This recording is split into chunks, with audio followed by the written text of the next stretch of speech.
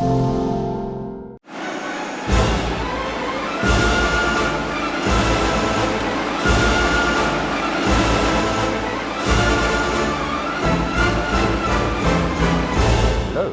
time and Christmas metaphor ahoy. We're going to tear through some gaily coloured papers and attempt to smile at the rather underwhelming contents within. And we start with Monday's Champions League draw in neon, which, featuring as it did a cheery man reaching into his bag and pulling out games and surprises for everyone, was itself a bit like Christmas, right down to the bit of turkey and the unfeasibly huge lunch. But let's get the reaction to who got what, starting with the Greeks, whose Olympiakos will face Man United. We are not scared, says Sport Day.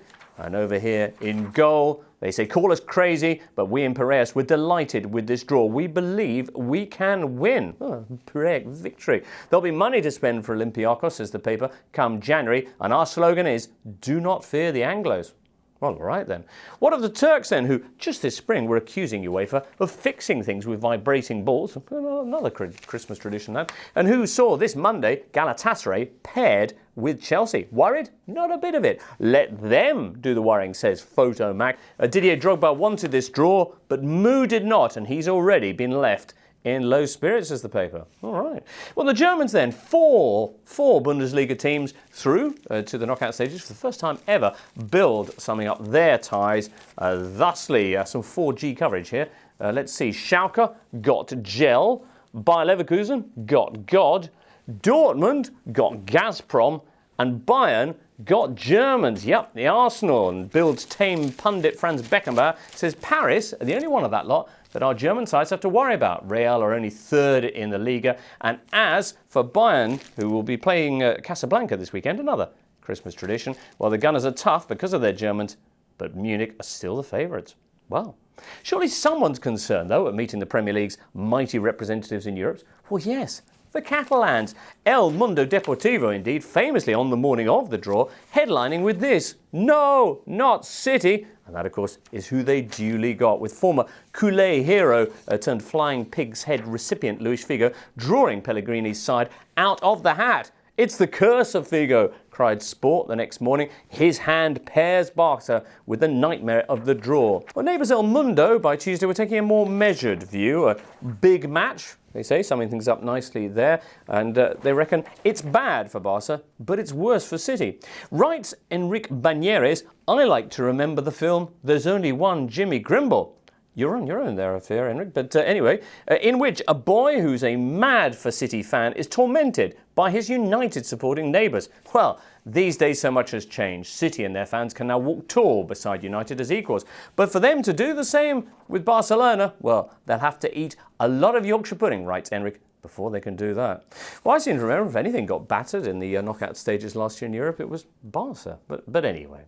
Let's just get a couple more bits of Champions League reaction before we move on. Here's AS, for example. They were good on the draw here with their good, the bad and the ugly front page on the three Spanish sides' opponents. Schalke, the good, Man City, the bad, and AC Milan in the Eli Wallach role. Marca, though, across Madrid, not so sure. A little bit there on the Kuhn menace. But up here they say, ooh, look out for Schalke. Remember the curse of the Germans, says Marca. 25 meetings so far with German sides.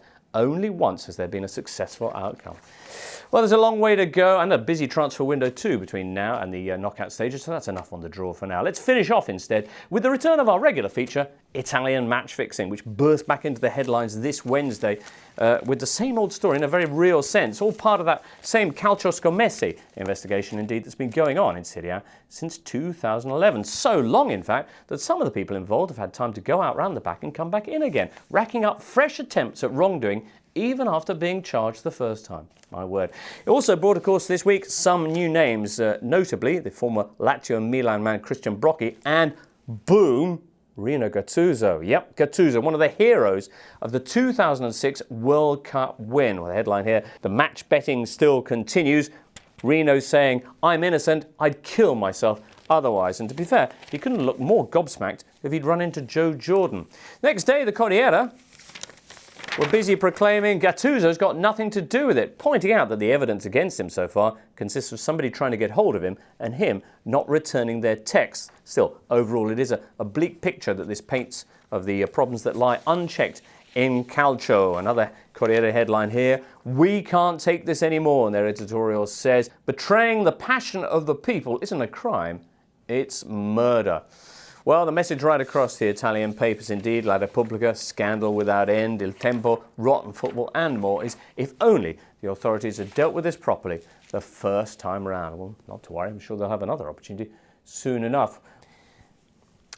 Well, there'll be more on that, no doubt, in the new year, which is certainly something to look forward to. But for now, let's put a sock in it and wrap things up. Another Christmas tradition as we conclude our look at the papers for 2013. Have yourself a super holiday. We'll see you in the new year.